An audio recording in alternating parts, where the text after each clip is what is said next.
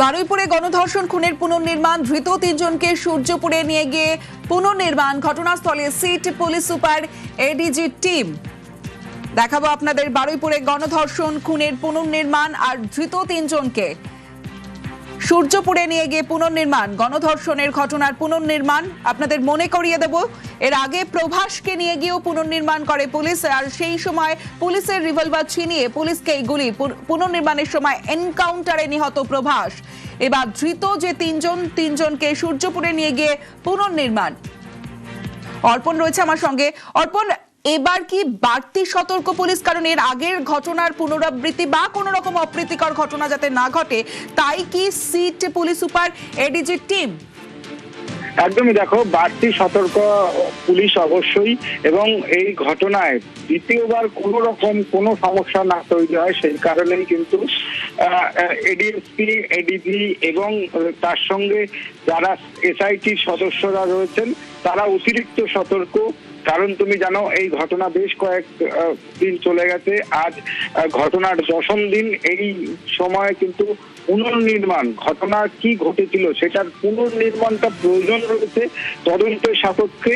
জানো তুমি যে নাবালিকাকে গণধর্ষণ এবং খুনের ঘটনায় 4 জনকে গ্রেপ্তার করা হয়, যার মধ্যে 1 জন এনকাউন্টারে মারা গিয়েছে, 3 জন এখনো পুলিশের হেফাজতে রয়েছে।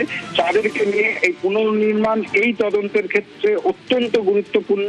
তাই পুলিশের তরফ থেকে কোনো রকম ফাঁক না রেখে আজ সেই পুনর্নির্মাণ সম্পূর্ণ হবে। এখনো পর্যন্ত আমরা যা জানতে পেরেছি, বারুইপুর পুলিশ সুপার, এডিজি এবং তার সঙ্গে উচ্চ পদস্থ পুলিশ অফিসাররা এবং এই ঘটনায় জড়িত যে 3 জনকে গ্রেপ্তার করেছে সেই 3 জনকে নিয়ে তারা 11:50 নাগাদ তারা বেরোবেন এবং সেখানে গিয়ে এই ঘটনার পুরো পুনর্নির্মাণ তারা করবেন। এই ঘটনায় পুনর্নির্মাণ অত্যন্ত প্রয়োজন। কেন? ইতিমধ্যেই ময়নাতদন্তের রিপোর্ট এসেছে, সেখানে প্রভাসের যে বক্তব্য সেটি ভিডিও এভিডেন্স পুলিশের কাছে রয়েছে এবং এই গত সপ্তাহে তাদেরকে গ্রেপ্তার করা হয়, তুমি জানবে।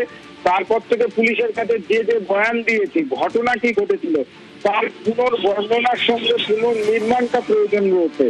এই কারণেই অতিরিক্ত সতর্কতা অবলম্বন করে আজই এই ঘটনার পুনর্নির্মাণ হবে এবং পুলিশের তরফ থেকে ইতিমধ্যেই যে ব্যবস্থা গ্রহণ করা হয়েছে, তুমি জানবে যে এলাকায় অতিরিক্ত পুলিশ মোতায়েন করা হয়েছে। পুলিশের উচ্চপদস্থ আধিকারিকরা যারা অ্যাডিশনাল এসপি পদমর্যাদার অফিসার রয়েছেন তাদেরকে মোতায়েন করা হয়েছে এবং এসআইটির সদস্য সর্বোপরি তারা যে পুনর্নির্মাণ করবেন তারা 11:50 নাগাদ বারুইপুর পুলিশ সুপারের অফিস থেকে তারা রওনা দেবেন। সঙ্গে থাকো অর্পণ।